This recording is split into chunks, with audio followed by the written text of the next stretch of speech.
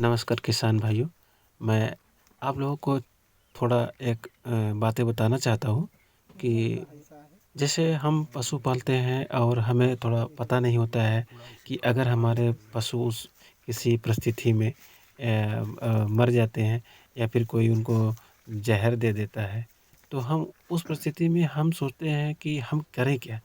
तो मैं बताना चाहूँगा किसान भाइयों कि सबसे पहले तो आप पशु रखें, मुर्गी रखें, मत्स्य पालन करें या कोई भी जानवर या पशु पालते हैं, तो सबसे पहले हम हमारा ये मतलब कर्तव्य होना चाहिए कि सबसे पहले उनकी सेफ्टी का ध्यान रखें। दूसरी चीज़ उनका इंश्योरेंस ज़रूर कराएँ।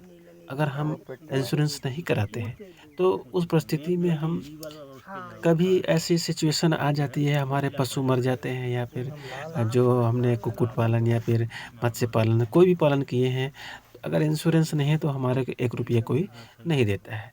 ना सरकार देती है, ना तो कोई और संस्था देती है।